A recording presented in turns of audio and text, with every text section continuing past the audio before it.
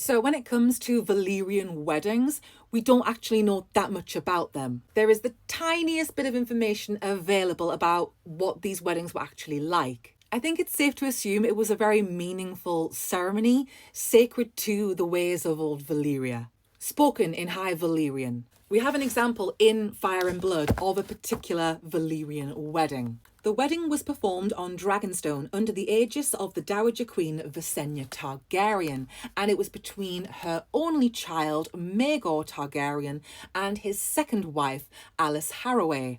As the castle septon refused to officiate, Maegor and his new bride were joined in a Valyrian rite, wed by blood and fire. The snag was Maegor's first wife was still alive. That might be why the septon refused to officiate any other wedding for Maegor. The fact that the castle septon refused to officiate this marriage, did that mean that septons, who are part of the Faith of the Seven, could freelance and do Valyrian weddings? Like, why would he have refused if he would never have done it in the first place? So seemingly, this is saying septons of the Faith of the Seven would dip into Valyrian weddings occasionally, or that they could do these types of ceremonies. Or is it meant to read that the castle septon refused to officiate a wedding and so they were then married in a Valyrian rite instead?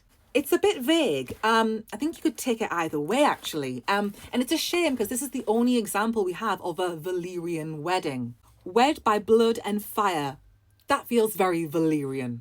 It says that the marriage took place without the leave, knowledge, or presence of Maegor's brother, the king, King Aenys. So it would suggest that you would, if you wanted to get a Valyrian wedding, you would still need to seek the permission of your king.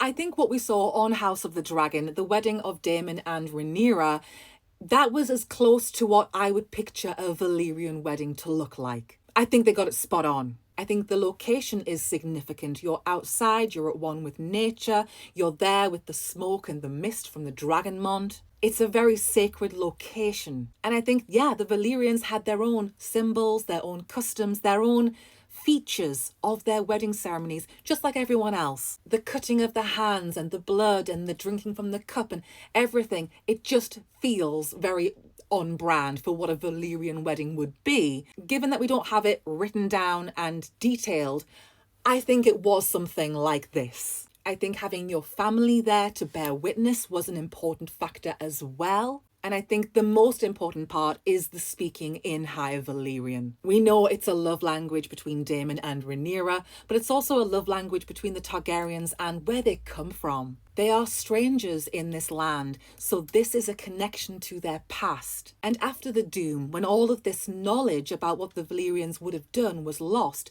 they're kind of just putting it together piece by piece. From the clothing to who performs the ceremony to what is said. All of these components, it's a hark back to the past. I think House of the Dragon got it spot on. This is as close to a true Valyrian wedding as we would ever get.